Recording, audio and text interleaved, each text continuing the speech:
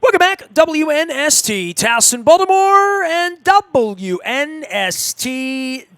These are the segments we don't like to have around here. It's been a rough weekend for anybody who's been a Ravens fan. Luke Jones was up early on Sunday morning cleaning out the lockers with the Ravens over the weekend.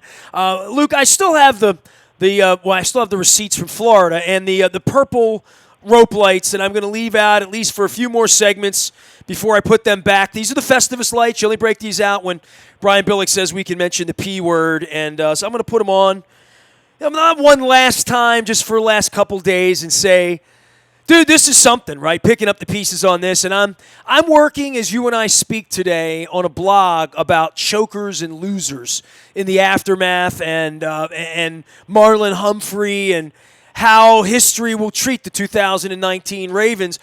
I would think it probably will treat them worse than the 2006 Ravens because they went away, and Brian Billick went away, and then there were 4 other opportunities before Joe Flacco did it, including the Billy Cundiff disappointment, and we're all going to have which was more disappointing. They all suck, I'll assure you. But picking up the pieces in this thing, this is a 51-week pickup, right, for this organization, because 14-2 sets a bar very, very high that we've been talking about for the better part of 2 months, man. No question. And as I thought about this, not just Saturday night in the aftermath of the loss, but throughout the day on Sunday, I mean, you just said it. It's not just to lose. It's not just to get eliminated in the divisional round, not just failing to win a playoff game for the second straight year at home, but it's that long wait. I really equate this, and I think what's going to be so fascinating, let's be very clear. The Ravens have a 23-year-old quarterback. They have an offensive roster that is under contract and not going anywhere. They have cap space. $45 million in cap space, yes. They have draft picks. The future is bright on paper. There's no question. They weren't supposed to go 14-2 this year, right? That wasn't on schedule this year, much like when Deshaun Watson a couple years ago or Dak Prescott. Any of these young quarterbacks that you catch, that Cam Newton, as we now found out, right? Like when you catch that, man, you better hold on to that, right? And Saturday night is, what a gut punch, man. And I think what makes it tough, acknowledging all of that, is you now have a year minimum. We're talking a minimum because we don't know what's going to happen in 2020. A year and a week, because the last time they got to the championship game, this time they didn't even get that far. Sure. So, and I think what the Ravens, one of the big challenges for this roster, for this coaching staff, is going to be, what are the carrots for next year's regular season in terms of, are you really going to do better than 14-2 in the number 1 seed? And look, that's not to say the Ravens need to be the number 1 seed to win a Super Bowl. They won 2 others not being the number 1 seed or having a first-round bye. But I think it's so difficult. I almost equate it to the team that loses in the Super Bowl, how they come back the following year. The difference is the Ravens don't have anything in January to hang their hat on, because when you lose in the manner in which they lost, being a 10-point favorite as the number 1 seed against the number 6 seed in your own building, and let's face it, they lost by multiple touchdowns. I mean, it was an embarrassment. I don't know what else to say. We could sit here and break the game down, which we're wont to do in the aftermath. They'll be breaking this game down for the next 51 weeks in the same way that Lamar Jackson broke down the Chargers game for 51 weeks. And I'm going to talk a lot, and you and I are going to sit in Miami 2 weeks from now, right, and lament this, and I'm going to tell you about the 8,000 people I had space for at Dave & Buster's in the parking lot and the purple wall on Sheridan Street, and I'm not even going to bother to take you up to Fort Lauderdale to even show you, all the stuff we were going to do up in West Palm and the parties I had planned and the Rocco's Tacos dinners and, and all that stuff. We're going to sit and we're going to have football player after football player sit here. We're going to have journalist after journalist sit here. We're going to have coach evaluators, rock star. We're going to have all of that. And I'm going to sit there in purple, and they're all going to say, how about that Lamar Jackson? But he's not on the wall. Patrick Mahomes is on the wall up there, or you know what I'm saying? Like, so, and it's or Ryan Tannehill. Or Ryan Tannehill, right? I mean, imagine that in Miami, right? Talk about a homecoming there. Yeah.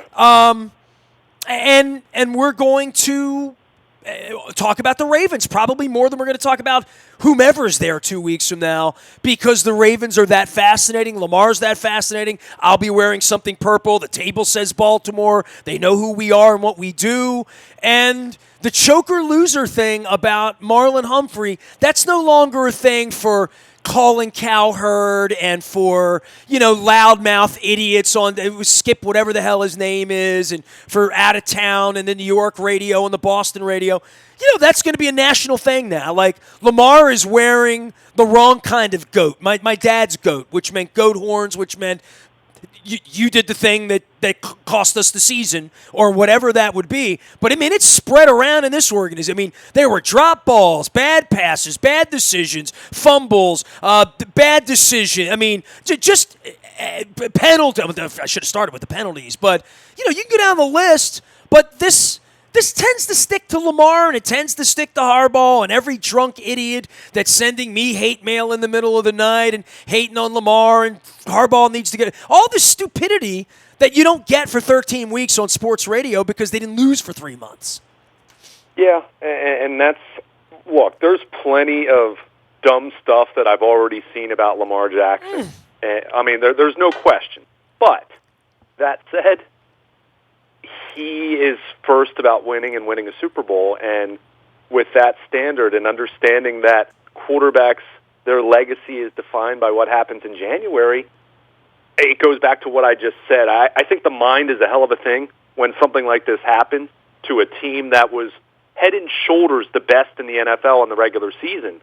You have a long time to wait and to think about what happened. In the same way that there's probably something to the Ravens, and I don't want to hear anything about resting starters in Week 17 against Pittsburgh, because you feel how you feel about that. You either believe that was a detriment or it had nothing to do with it. Well, even if it is a detriment, I'm not playing Marshall Yanda against Pittsburgh with the season, or Lamar. I'm not, or Earl Tom, any of those guys. So, and by the way, they won. So, But what I think is tricky about that is you just have a long wait. You go into the bye week, and you don't know who your opponent's going to be. And meanwhile, what are you hearing from everyone else in your space? Boy, you guys are great. We're so excited for the playoffs. You're the best team in the league. ESPN gives you a 50% chance just to get to the Super Bowl.